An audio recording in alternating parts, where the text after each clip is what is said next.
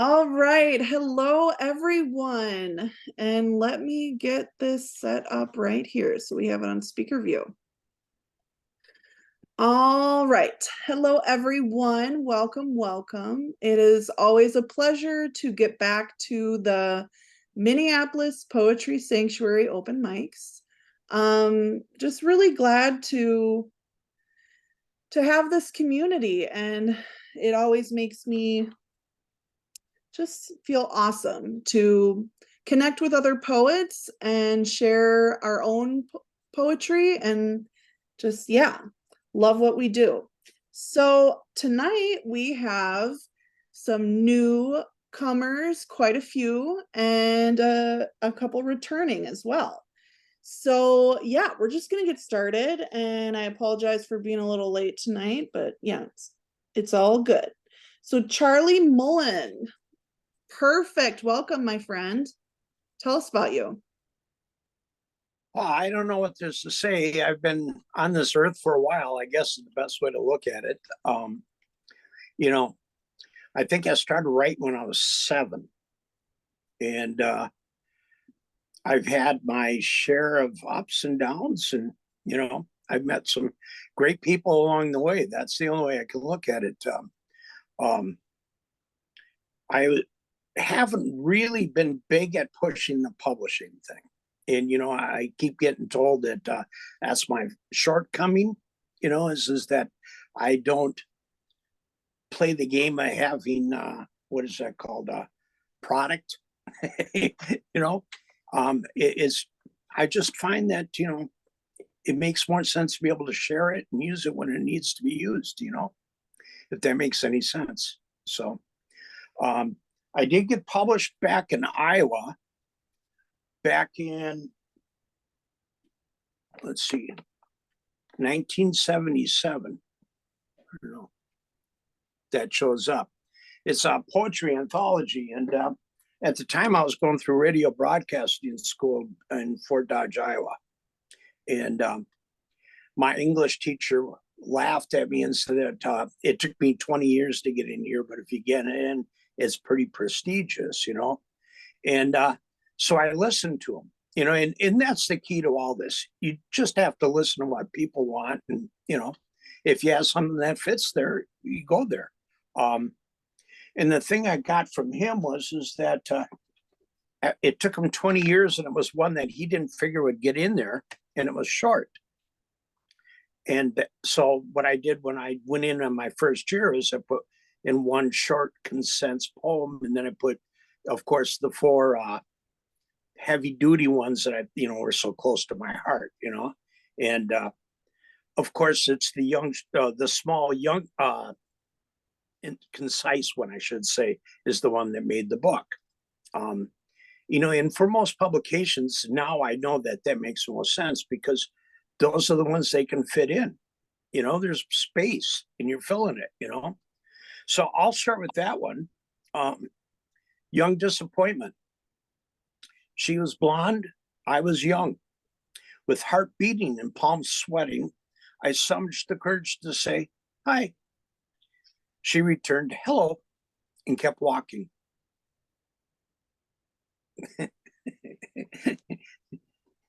And so that's the way it was. And yeah. And it's funny, once you get published in a book or whatever, I was going to the yearly meetings for the poets down there. And it was after I got in the book, it was just like everything changed, even with as short as it was and everything, it was just all of a sudden everything changed. But it also turned me off a bit to the Poetry Society. There were so many of the, and I love them now a lot more. But when you're young and getting into this thing, all the old people, and especially when all their writing is like flowery, prose and stuff, and, here I was trying to get to the street matter, tell what's going on, what the real life was, that was the 70s, and I just lived through the 60s. So that was my thing. So from there, I kind of walked away and I went to music for a long time because I always thought it's the same thing. It's just you're adding the music to it. As I really believe that all poetry is a song, but most of the time the reader or the listener is the one that applies the music to it. It's how you hear that rhythm, how that beat goes, as the proper English say, what the iambic pentameter and all that bit, and it took me a long time to get out of that, because the freestyle seems to be more the big thing nowadays. It's not that four stanzas and rhyme as much as it used to be. So anyway, I want to read one, and I don't know if this is a trigger or not, but I wrote, everybody's got to do it as a poet. You write that sequence of poems, at least that's what I was always told or brought up with. And I think there's 18 or 20 of them I have written. It started off where I just needed to figure out where I was in life. And so every day I'd come home and I'd take out my yellow legal pad and lay it on the table and just start writing and see what would come of it. This is the first page, and it took about 20 minutes. I mean, that's fast the stuff had to come out of me. I call it Lava Ride. What is this? It's been so long, and now you come gliding out, teasing me with your lack of production, laughing at all those barkers and plastic salesmen, telling me this is the riches. This is where it's at. But how do I believe you when for years all you showed me were the heartbreaks of dust-covered romances, spider webs, and the works of F. Scott Fitzgerald, left in attics collecting time? Streets of darkness where the thieves lay waiting in abandoned doorways and empty alleys, waiting for the innocent young to stray by so they could infest them with their alcoholic diseases and carry their dreams through hot veins. Two hearts, too tender to know the life being zapped from them. The cold winds and the bite of the rain along empty trails of adventure, where tomorrow is always promised more, and we're right about the wrong things.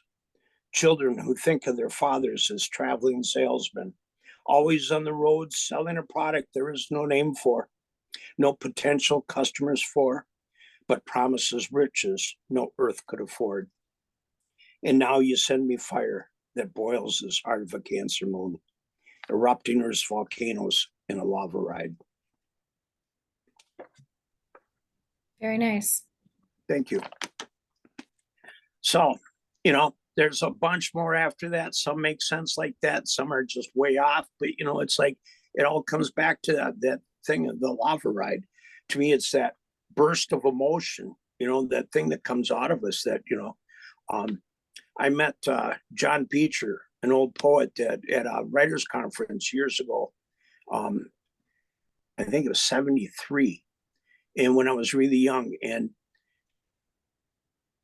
he blew me away because here's this guy that looks with the white hair and the white beard and looks a lot like that guy you see praying over bread at everybody's kitchen, and he just went, come, you're a poet, didn't even read my stuff, didn't hear me or anything. He just, and I read some of his stuff and I thought, well, this is good. I mean, it fits. It looks nice in the paper.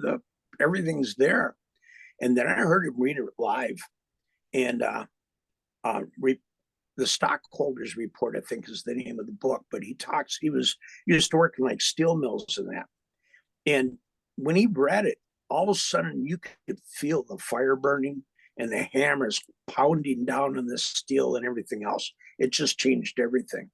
And that's the thing I really hope to someday be able to do, is burst out that way too. And to me, that's what a lava ride is to be able to pull that emotion out of you, and let it, like a volcano burst, It's a lot of times I call myself an emotional journalist because that's really what it feels more like, Mm-hmm.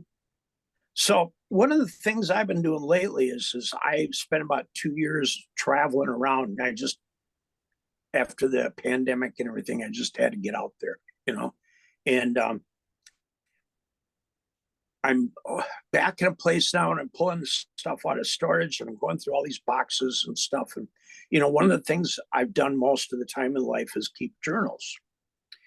And it's funny when I look back at those things and I remember, oh, that one, I remember that period of time. I wrote so many really great things. And now that I'm older, I go back to it. I went through this whole notebook that I thought had like 15 really good poems in it. There was only one that I kept. And, it's some of the lines are really great out of it. And, I don't know what to think about it otherwise, but that's the one I kept. I'll read that to you. This was in 1973. I wrote this. It's called Heaven's Birth. I'm up in the Boundary Waters canoe area. We're up there for like 2 months. Writing letters in soaking sun. 2 weeks over, but it's just begun. Took a bath and washed some clothes. Feel like a new man just got up and grown. Well, maybe California is for the dreaming man, and God's country, the Colorado land. But Minnesota, it's back to earth, and maybe even heaven's birth. Of each these lands, I've been a host, but of heaven, I have to boast. And of these 6 weeks to journey's end, I hope to stay in heaven's hand. Very cool. That's the Thank you journalist. so much, Charlie. I'm wearing my Boundary Waters Oh, cool. Yeah. sweatshirt. That is such a special place. So that poem really spoke to me. Do you have one more? Do you have one more poem for us? Yeah, let me see. Oh, okay. This, it's like I say, is a lot of the times the stuff just bursts out of you.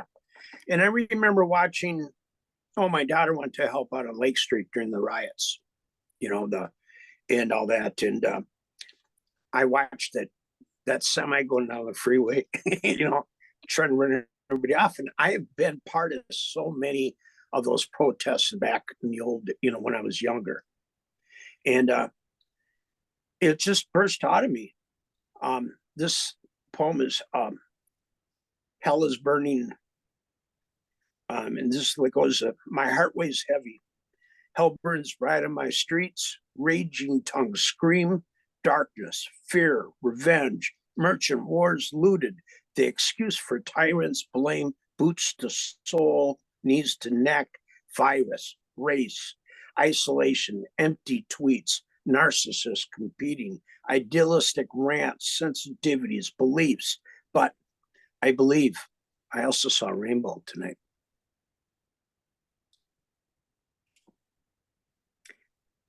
Thank you so much, Charlie. I'm very happy to have you on the open mic. And Thank you. Those are some beautiful poems that you shared with us. So thank you. I just want to say I appreciate how the 70s kind of came back to you, even though it was unfortunately with the riots in Minneapolis, but the good old 70s. Yeah, we live a total life, we got to remember that, it's I hate to sound like an old person, but I think, sometimes I think what happens is too many people forget that history is supposed to have taught us something. And it just seems to disappear, After 6 months, everybody just wipes it off, like they don't have space in their phone, I really like the endings to the poems. The two are beautiful and the other one is very thoughtful.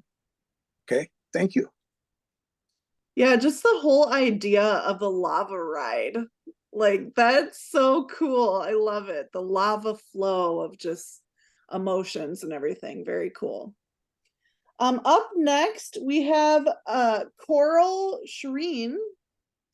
Welcome, welcome. Glad to have you. Thank you.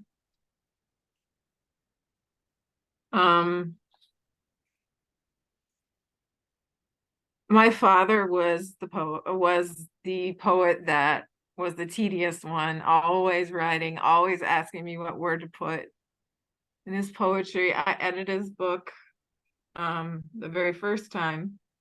So he wrote possibly a life's work. He had an MFA in creative writing. He was an English teacher.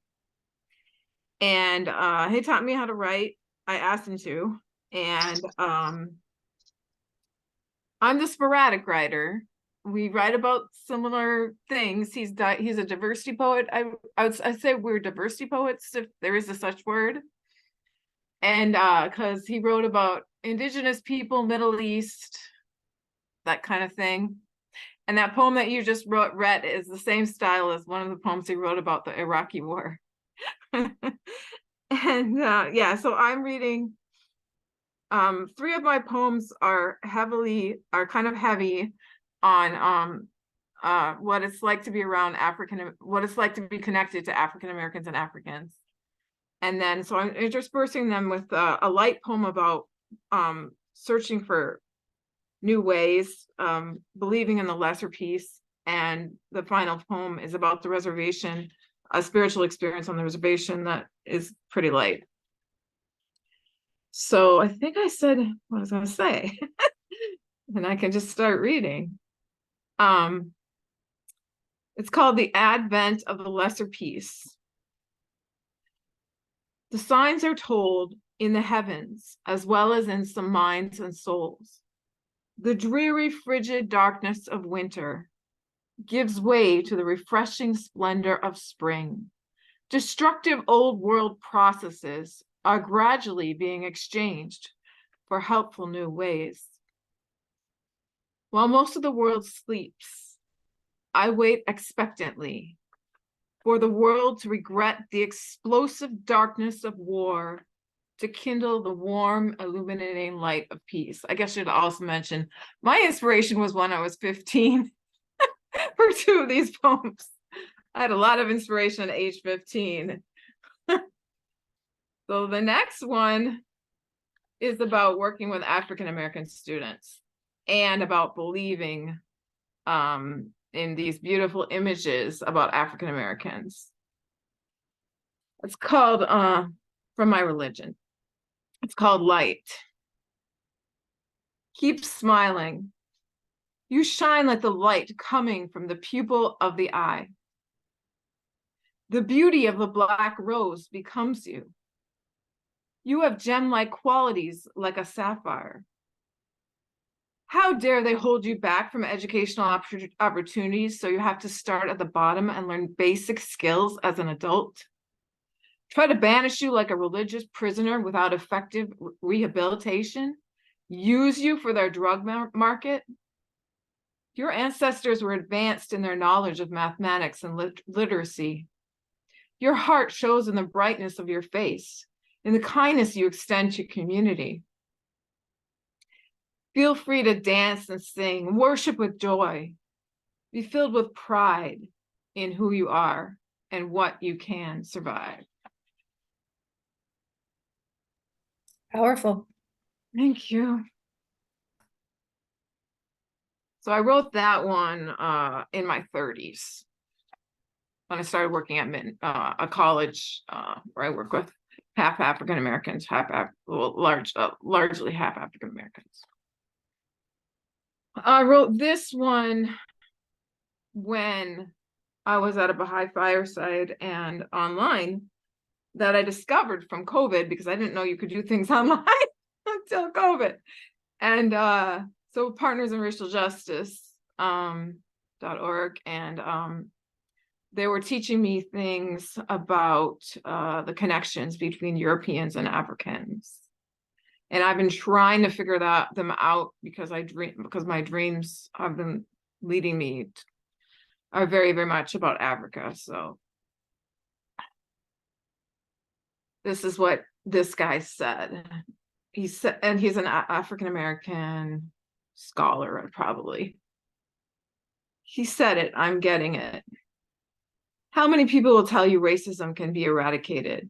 A few Baha'is. He said it. An African American man said, we made it, we can eradicate it. But so much truth, history, stories, gifts have been hidden. He said, if you knew about all the intercultural relationships in Europe, you could believe this. He shed light on the meaning of my African dreams. We are from the same landmass. Africa is miles away from Europe. Swim or take a boat and you've reached the other continent. Some places you could just walk to. So easy to marry each other. Is that what my DNA calls to me? Was there a marriage in my family? I will never know. But as my vivid dreams and connections continue, always searching for the answer, this land theory provides an easy illustration for me to give myself. Several months ago, I told my Metro Mobility driver I thought I was closely related to Africans, and one day we would figure out we are all related. He told me of unusual incidents of white children with blue eyes being born in Ethiopia, which he believes is where humanity started. I looked down at my very light skin while celebrating Africa alone in my apartment, searching for songs with the words Mama Africa, the drum beat, joyous and calm rhythmic tribal languages as a natural way I detox or come down from a diverse encounter. I wonder, how closely are we related? I should also probably mention I was married to a West African Muslim for 5 years. And a large half of my students are Africans, largely Somali. So that I tutor. And then this story might tell more of the story. This poem might say more of the story that I'm telling you. This is a very recent poem I wrote. And that was also a very recent poem. The poem I just wrote happened this summer. The fire set happened this summer, so I wrote about it. I had an inspiration this summer to write. And then this is probably my most recent poem. It's called Black Angels. This is a concept that I've been really, really thinking about for a long, long time, the concept. Where did I get these words? I don't want to claim I created them. All knowledge is recycled anyway. Knowledge is for the people, to be shared. Maybe these words were spoken by a spiritual person I met in a group on racial harmony. Maybe even a parent. It couldn't be in the dictionary, I don't think, but they are in my life story. We'll have to change the dictionary as we try to recreate a society with angels who are not lily white guiding our projects. So my first Black angel was the girl I was named after who died on the reservation I was created on. I didn't find that out until I was 35. The next Black angels were the women who guided me through Baha'i writings and their gospel music.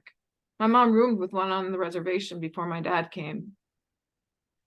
We had African and African-American visitors at our house until West Africans signed my marriage certificate. My husband and I had difficulties, but he led me to an independent life and deeper understanding of Islam when he left. And I could never see the community when he left, and I could never see the community of my marriage except in my dreams. I was led to a job of deep connection to Muslims, plenty of Somalis, African Americans. Who got me that job? Who saw my potential to work with people again with so many disabilities hold me back? A highly accomplished African American woman who directed the program. When my global neighborhood was gentrified and I had to leave the Africans around me because of finances, who chose me for public housing and continues to try to get me fair rent 7 years later? Yep, that was another African American woman. When I am feeling especially weak, African American men and women say something kind to me and I see their light giving me strength. The women call me beautiful. Sometimes my students will give me light and energy. Not all angels are lily white. I've had Black, African, Asian, white, and indigenous angels. My brain is just tilted toward Africa, so I wrote about Black angels. If you live a diverse life like I chose, or you just happen to have, remember all those who have given you inspiration, and let's celebrate all our angels from every direction. Thank you for sharing. Welcome. So finally, I just want to end with a less serious poem about an amazing conference. So the indigenous people came together and white people were invited and to talk about prophecies in South Dakota and Black Hills. We camped through thunderstorms and ate stew together. And they talked about their dreams. Some of them were Baha'is. And I went when I was 15 years old. And yeah, and then so this is the story. This is the imagery of of that place. The gray rocky badlands, the golden hot sun, the dark deafening thunderstorms, the walks to the tops of holy mountains, the spirit in the people, the intense feeling in the air, drawing us toward the presence of the beloved. Thank you. Coral, you have officially been the first poet ever to make me cry at an open mic. So congratulations. That was so moving. Your passion for just the world and for people and just different cultures and different ways of just living and existing, and how you brought that together with so much love and so much appreciation and so much observation and adoration. Like, I honestly was crying. So thank you, Coral. And Coral attends my writing workshop online that I would love you all to come to. So I'm always very appreciative to hear what her latest writings. So thank you so much, Coral. Thank you. Thank you. Yeah. And the writing workshop is just amazing because it's very holistic and it's very truth-seeking. And you can see from her reaction to this, it's very much about that. Thank Yeah, you. Coral, you were so inspiring. I loved your poem, all of your pieces. And you have such a powerful cadence. Like, you need to be on stage performing. Like, you're such that voice is really something special, and it's very radical. Like, you sound very unapologetic when you're speaking, and it's just moving. So I'm inspired.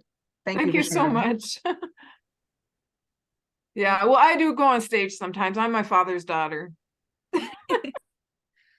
Well, you'll have to, join the Minneapolis, all the different poetry and open mics, and there's a lot of wonderful, wonderful groups out there. So thank you so much. Thank you. So up next we have Chelsea Hibbard. Welcome, Chelsea. Glad to have you. Thank you. So I am coming from the Twin Cities area of Minnesota. I am a writer by day. I'm a grant writer for a nonprofit, and I write poems on the side for fun. I've been writing poems since the 1990s, and basically I've just kind of been for myself, and I might post a few here and there on social media. Well, over the last few years, I've had some aunties that have been saying, well, you should get published or you should do more with your poetry. I'm like, no. But I took some steps and had one published online at like an international art platform, just, out there in the world. And then submitted for a few poetry contests, had one accepted as part of a street art exhibit in the capital city, Canberra in Australia, and some just little contests like that. So it's kind of fun. And then last month, for the first time ever, I did an open mic. My partner was playing music and singing a song with guitar, and I decided to get up and do 3 poems for my first shot at an actual in live tavern. So I thought, then I can do this because it's over Zoom and it'd be easier. So here I am. I have 3 poems to share. The first one is called Fantasy Vacation. You're invited to a fantasy vacation where poet equals my occupation, and I write poetry by the lakeside of my imagination. My improvisation, a creation, and rhyming my preoccupation, fixation. I may or may not use punctuation. Let's dive deep in conversation, in the blue ocean of life's continuation, creating paths to happiness and elation. Where there's no colonization, here ill feelings find dissipation, cessation of all victimization. There's sweet freedom and emancipation, peace of mind, no forced compartmentalization, only here and now, no anticipation. And we're all equal, no matter our socialization. Pick your favorite sensation. Is it overwhelming love and adulation? Do tell me your latest infatuation. Quell any high emotions from incubation. Find yourself cloaked in relaxation. No hassles, no obligations or insinuations. No need for dramatization or menstruation. But I may get a little silly in my fluctuation. Alexa, what are crustaceans? No matter. Come with me, we'll begin our evacuation. Figure out a hippie navigation. Let's invite good music with us in Mother Nature's congregation and create a new enjoyable realization. That was awesome. Oh my gosh, I love it.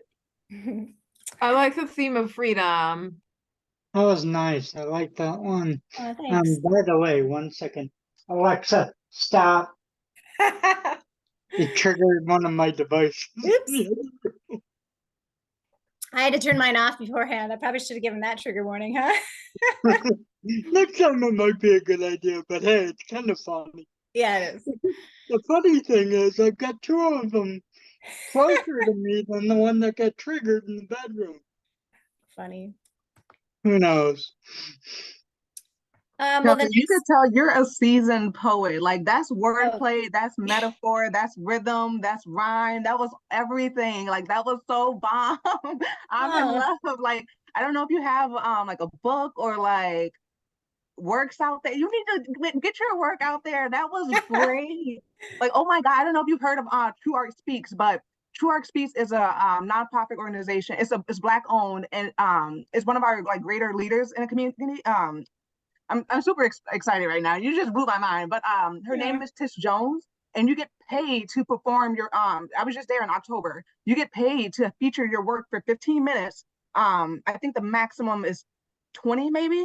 But either way, I'm gonna send you the link. I think you should go. I mean, it's in St. Paul at Flavor Cafe, and you just submit an application. And yeah, anyway, I love that. Give us more. Well, thank you. The next one I will share is called Static Holding Pattern. Doing my unfancy uppercuts, my boring tricep curls, rather have curly fries. My mind wanders. Confession, I'm not really a rebel, but I want to change the world. Most preach to their own choir, I suppose. A jack-in-the-box symphony plays. Where does your moral compass point? What I know for sure, nature excites me, poets inspire me, food pleases me, lakes soothe me.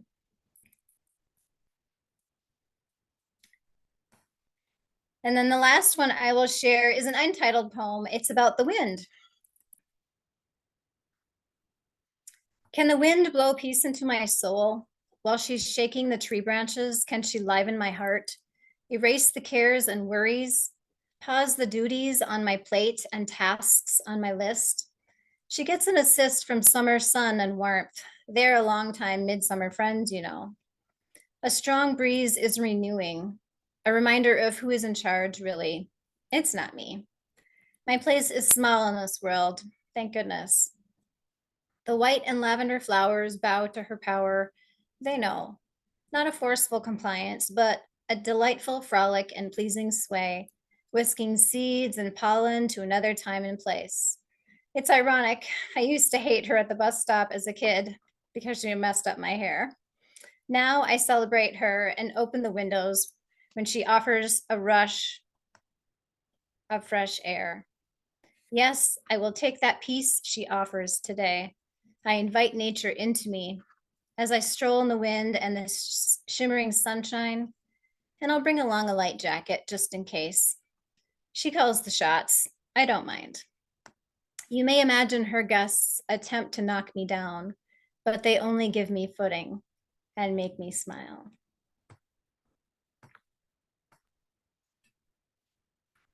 Thanks for listening. I really like that relationship to the wind. It's really cool. Thank you. I'm always a sucker for a good nature poem. Very close to my heart too. So thank you so much. And happy to have you, Chelsea. I hope we'll have you again. Thank you. So up next we have Keith. Hey buddy, good to see you. It's been a while.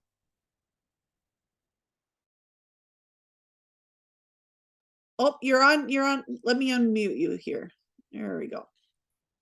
That was my fault. I muted myself because my service dog was scratching and it was rattling her collar and making a lot of noise. And I swear she knows I'm talking about her, so she just came over. I'm kind of hoping that I won't repeat today because I can't remember what I've read for which open mics. I've been doing a few of them lately. With I've done this one, which I love. It was really good meeting you this summer out at Art in Motion. So thanks again for inviting me. But and then I've been working with a few different nonprofits. One is Haiju Arts. They do both visual art and self-exploration through that. And then one of the other people within the organization that help run it, they're actually a couple. Heidi, who is a visual artist and leads that portion of the workshop, and then Terrell, her partner, who does he's a rap hip hop artist. And I gotta tell you, it's fun. Actually got us, the participants in the last workshop, to do a short rap and filmed it. So it was kind of interesting, you know, and he's a beatboxer too, which was cool. So he did beatbox behind us as we were doing a thing. So talk about getting out of your comfort zone in a hurry. So it's cool. Anyway, let's see. This first one is pretty old, so it was sometime in the last year at one of the aforementioned workshops called Dramatic Pause.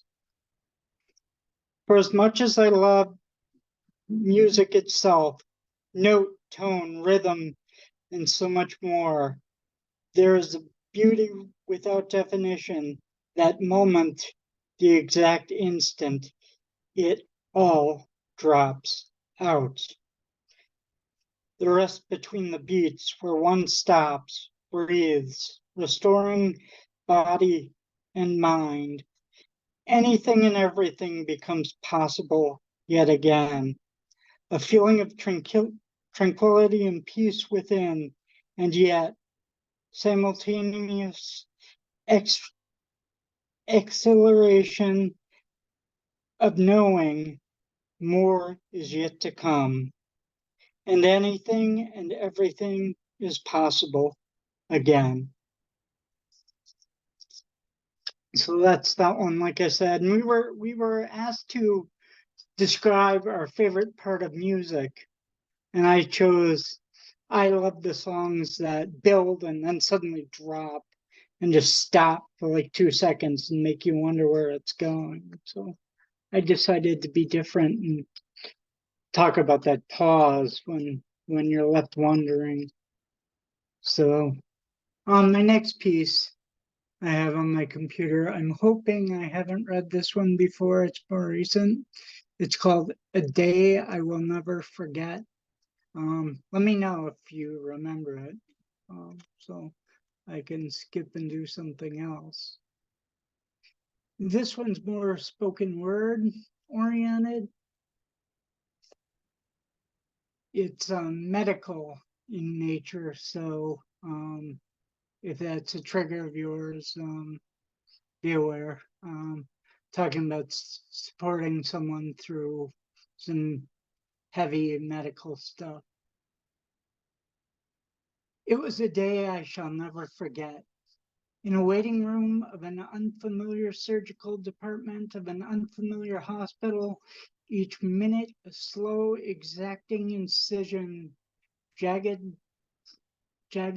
lines, carving my psyche a bloody knife cutting into my sleep-deprived mind, knowing full well that the real incision being made into my partner's spine, far deeper and potentially damaging, save for the skill of the surgeon and every member of his team working to repair, or at least halt, the damage from a fall from a faulty honeymoon hotel shower chair. 6 months of dealing with 3 orthopedic surgeons who swore that there was nothing that could be causing the very real and immense pain my partner felt every waking moment of every day since that fall. Lest anyone forget my sleeping angels, 5 previous spine surgeries and a lifetime of living in a one-of-a-kind body with no instruction manual, a body and mind that would not have made it this far without one hell of a lot of determination and creativity. It's a strange and confusing position to be in, trusting someone, a surgeon you've just met maybe a total of 3 times, including today, to determine your health, much of your future based on the recommendation and a couple of brief conversations, the second of which began with an X-ray and a small handful of paper clips and a roll of paper tape, and ended with a recommendation for spine surgery. Admittedly, I only know of this secondhand, as the worried partner waiting outside this particular hospital bed, outside this particular operating room on this particular day. For although I've had many medical emergencies of my own, this day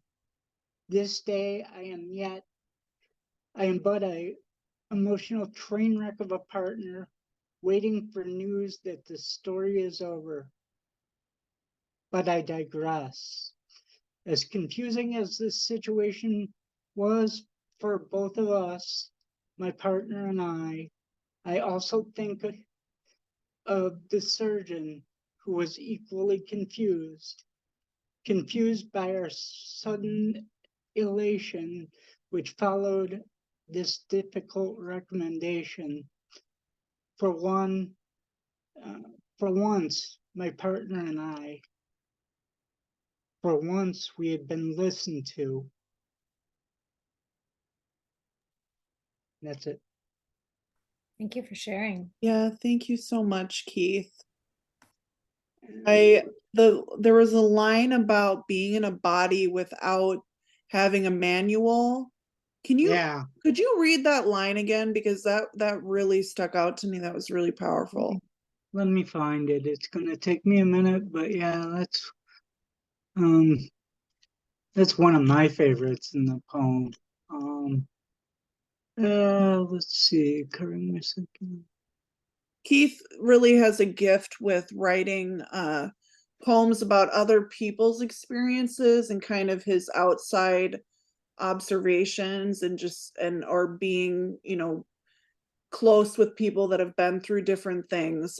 So I've heard some of his other ones, which are really good too.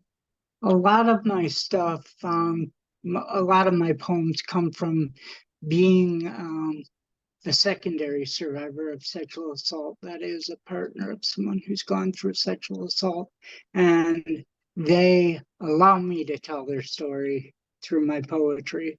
I would not do it without my partner's permission. Let's see. What line was I looking for? Remind me. The one about being in a body without a manual. One of a kind body. Let's see.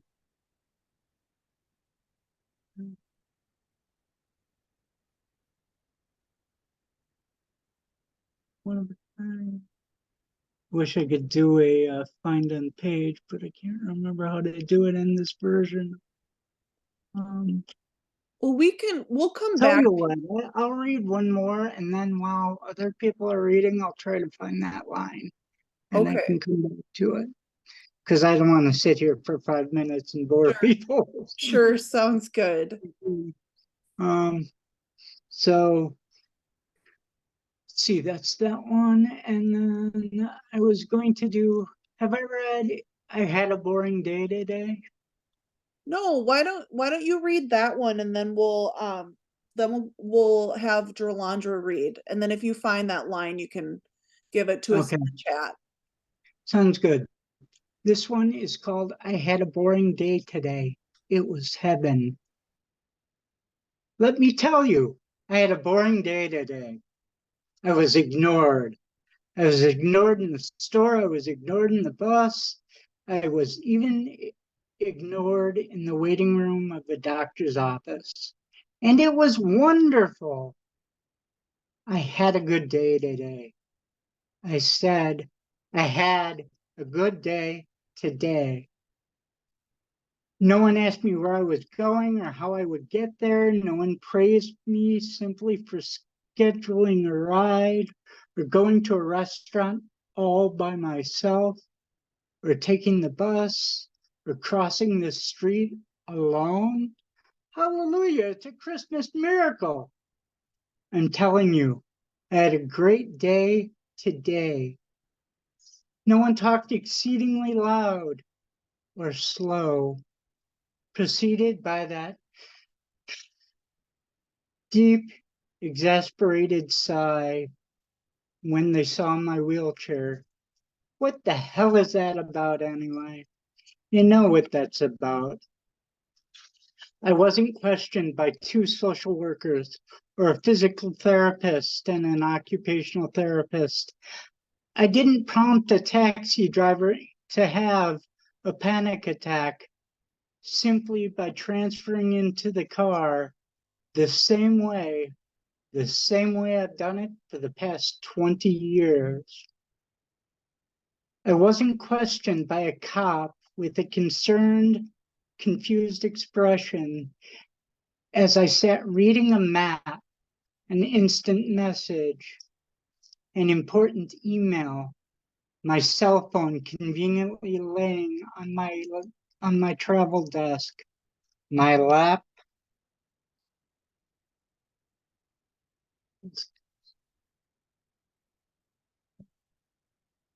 I wasn't asked if I could have sex by total strangers I met at the mall, let alone how. Trust me, when you have a disability, strange things happen. And no one questioned my right to turn on the stove and cook by myself.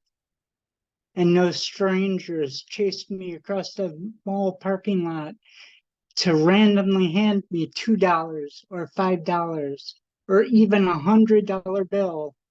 Don't get me wrong, I could use that money. I could use it, but not like that. No, not like that. I had a boring day today, and I hope to have a boring day tomorrow. It would be a really great day. P.S. The sex thing, if you ask a question, don't be surprised when I give you the answer. And every single one of these situations I talk about in this poem have happened, by the way. Well, thank you so much, Keith.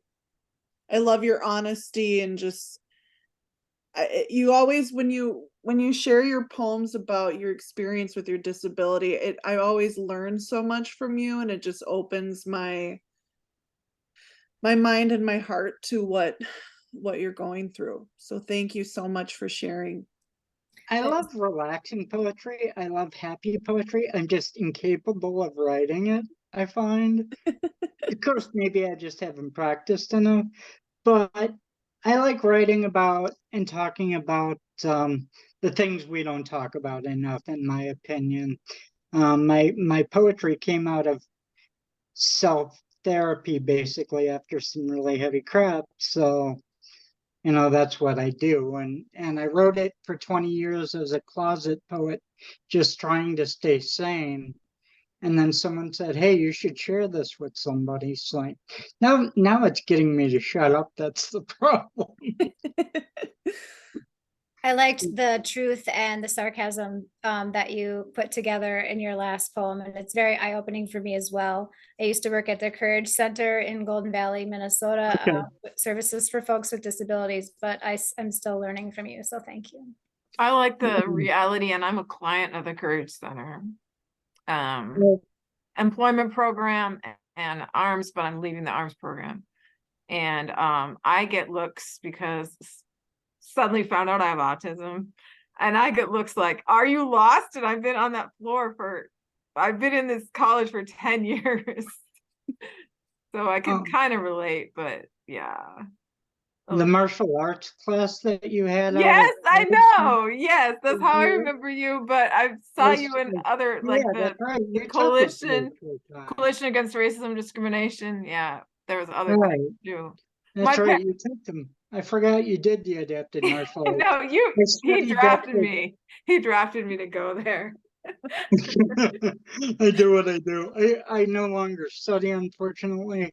My 53-year-old body doesn't agree with me as much as it once did, and we both, Trey and I, had a lot of medical problems, so we kind of got out of it and unfortunately never got back in. But yeah, that was a great experience. So but yeah, it was the same instructor. My point is, it was the same instructor as um, the person who taught out at Courage Center. So Well, it's really Wow. great to feel the connections here tonight. It's really powerful. And Dralandra Larkins, it's so wonderful to have you. And maybe you can share a little bit about the poetry groups that you're involved in as well. So welcome. So happy to have you.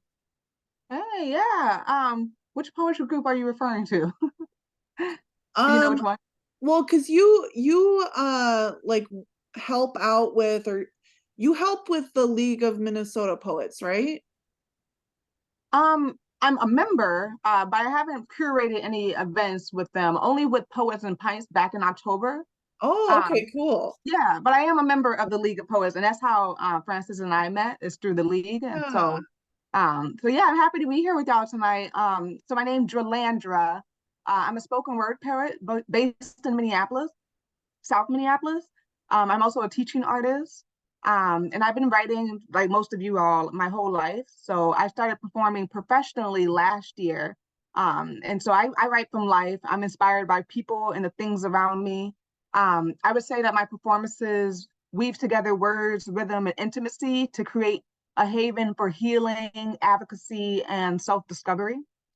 I'm going to be reading 4 poems tonight if I have time, maybe just 3. I'm not sure how much time we have left, but the first poem that I'm going to read is called Coils. And this first piece, this is the first poem I've had published. So this was published last year. And it was part of the Rerouting Hope anthology with Cracked Walnut. And I had an opportunity to be an editor of this anthology, and you can order it online if you're interested. But it features 50 poets who are Cracked Walnut and League of Minnesota poets and members. And so I'm going to read my first poem from Rerouting Hope. And just to give you some context, so Coils is a poem, is a response to the Crown Act. So the Crown Act is a law that prohibits hair discrimination for Afro textured hair. So usually kinky or coily or curly textured hair. And so it prohibits that in the workplace. Remember when India Ari sung, "Don't need your silicone, I prefer my own, what God gave me is just fine. My kinks and coils don't need to be defined, sleeked nor greased. My afro grows and flows up and outwardly, stretching the laws of science, defying gravity. I am magical, and the world lives inside me. My hair reflects God's nature. It's the texture of thick bark on trees. Just hydrate my strands with rain, castor oil, cocoa butter, and baby, I smell like sweet honeybees. My treasures are lovely, and my freedom of expression is phenomenally me, made beautiful. I was kissed by the king who nourished my roots in holy water down to the cuticle, the follicle. My crown is my garden. Each seed that I plant, the coil blossoms strong, abundantly, beyond the white soil of embedded conditioning, taught to think that nappy is dreadful, to feel ashamed of 4C hair that can't be contained with their bobby pins. And so our sister locks don't bend to Western beauty conformity. As I rebel like Angela and march for peace, my curls and coils be dancing in the wind so boldly and free. Our magnificent hair was created to wander and to stare in orbit, stardust, and black infinity for all to see that the standard is kinky, it's coily. Don't need your silicone. I prefer my own. What God gave me is just fine. So I sing the song like India Ari, because I am and will be naturally me. Beautiful. I can relate to that poem because I was working with a student who was doing I Am Not My Hair. So we were very deeply into like, oh, what is the standard of beauty and stuff like that. And you definitely have the voice to go out and, very professional voice and for spoken word and for any kind of organizing. Thank you. I love that. Do you ever make it down to St. Cloud area? No, I don't. Because I'm part of, like I said, Haiju Arts and another organization which I hate it. I'm blanking at the moment. They're collaborating with us on a spoken word series. We meet once a month in St. Cloud. I would be glad to give you information and invite you to come and do some spoken word with us. We need some good poets like you to come in and spoken word artists to come in, because St. Cloud doesn't have too much of an established spoken word community yet. We're trying to do it, but you could help us. Hey, Francis, isn't there a St. Cloud? I don't know how involved you are with the league, but isn't there one with like the league has a chapter, right, for each? Yeah. Oh, We definitely, there's Lyricality is a poetry group that I'm part of. I also volunteer with Haiju Arts, and again, I'm still blanking. Higher Works Collaborative is the one I was blanking on. They're Haiju Arts and Higher Works Collaborative are putting together, doing this spoken word series once a month.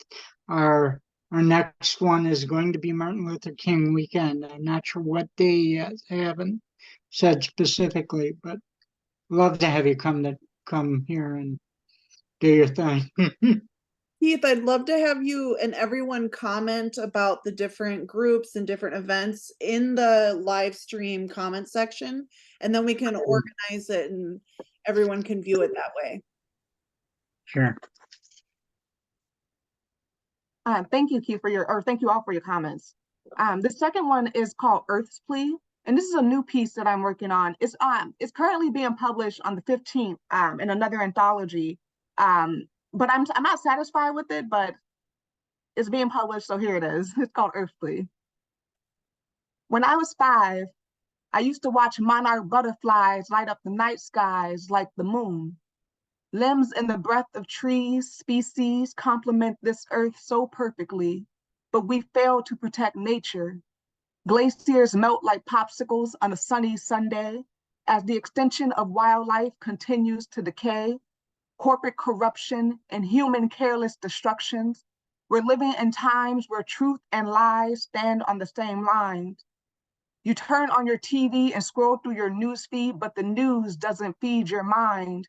It makes you blind, desensitized to reality We believe the fallacy and argue with facts. We don't want to learn, so we refuse to act. We got wars, illnesses, and disasters. Youth borrowing wisdom from social media and looking up to the masses. Real leaders remain absent, so where are the advocates when Earth is being destroyed with plastic? If we refuse to play blind now, the drought will be drastic. What's destroying us? Our habits.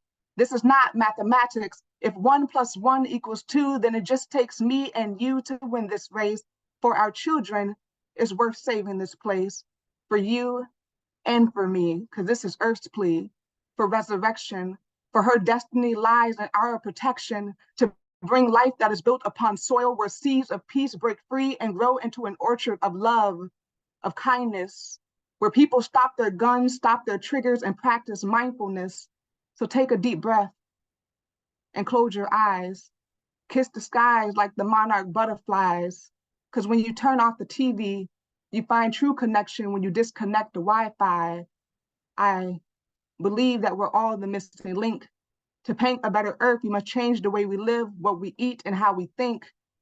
So take down your towers of despair and show Mother Earth gratitude for life, for breath, for air.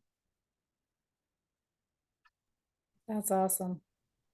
I really like the line about truth and lies in the same line.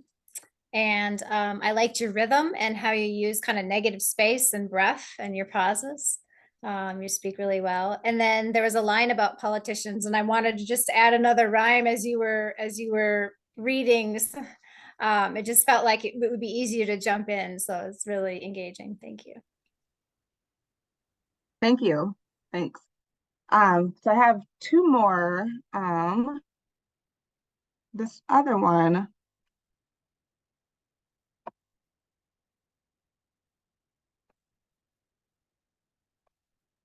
Trying to find it here. Give me one second.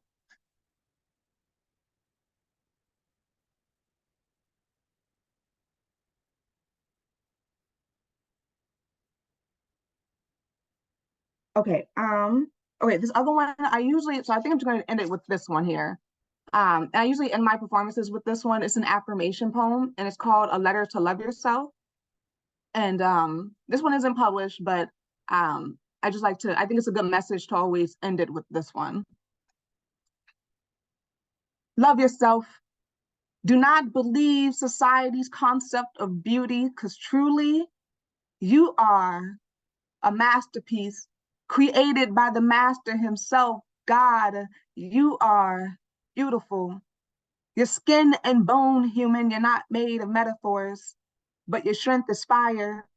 It's never ending, it doesn't burn out. Let no one hold your power. You're the queen, king of your tower. Breathe. So you found the strength to keep going. So hold on just a little longer. What doesn't kill you makes you a conqueror. You've got to be brave.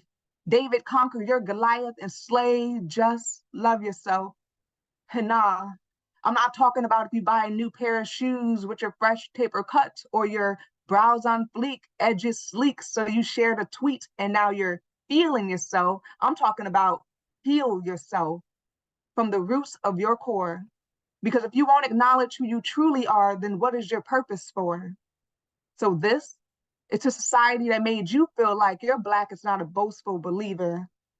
And this, it's a society that made you feel unsatisfied with the skin that you're in. Fall in love with your imperfections, skin, smile, face, collarbones. You are a blessing, and don't second guess it. Because I absolutely, indefinitely, wholeheartedly love me unconditionally. Do not believe society's concept of beauty, because truly you are a masterpiece. Thank you. Amen. Thank you so much, Dralandra. Oh my gosh. I remember seeing you read that like live in person at Poets and Pints. I will never forget it. It was life-changing. I was like, oh my gosh. I'm pretty sure I was crying then too. I So really like your writing and your delivery.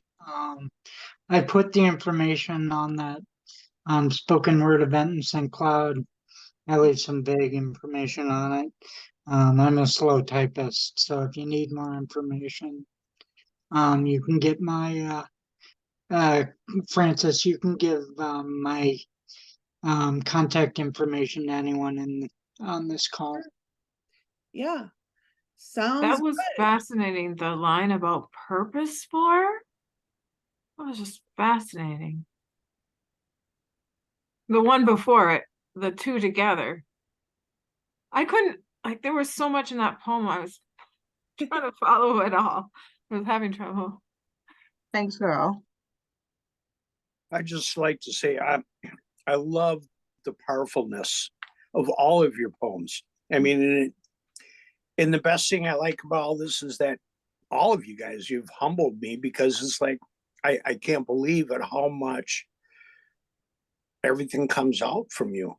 You know, I come from an area of time that where everybody was these staunch, closed-in people, you know, and it was like there was a few hippies that could blast it out, but nobody else, you know. So when I'm listening to this stuff and everybody is just right on with it, you know, and Andrea, it reminded me a bit of that poet of the country who I can't remember her name, that talked at one of the presidential things. God, who was it? Amanda Gorman. Yes. She's amazing. Oh yeah, I mean, and that's what it takes, you know. And it's like the thing that we were talking about it the other day at the Black Coffee Poets thing meet is that we're all a bunch of old people.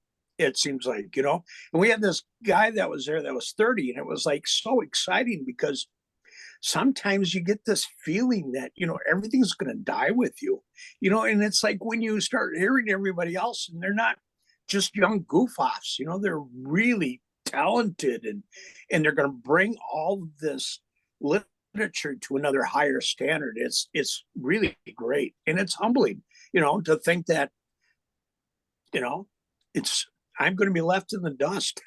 But you know, that's what it's about, right? You know, from dust we come, from dust we go, you know. So thank you, appreciate it. Oh, thank you. Thank you all so much for this. Was a really amazing night. I mean, I love every open mic. They're all so unique, but just the connections that were happening tonight all over the board was really, really amazing. And that's why I do this. So keep coming back, you know, follow the page and join us on the page for writing prompts. And yeah, and you can also join some of us who Coral's been I think Keith has been too to my writing workshop. So I hope to see you there as well. And Do yeah, you have an upcoming workshop planned, or? I do, and I will post that info in the comments, and everyone else, you can, like, in the comments on the actual live video. And yeah, so I'm gonna say goodnight to everyone and just thank you so much. And yeah, we'll see you all soon and around the bend. Right. Yeah, thank you all. I love hearing the different styles. It's cool. It's nice meeting you all. Thank you. Thank you all. Yeah, Good thanks night. everyone. Good to see you, Coral. Good to see you. Glad I was here.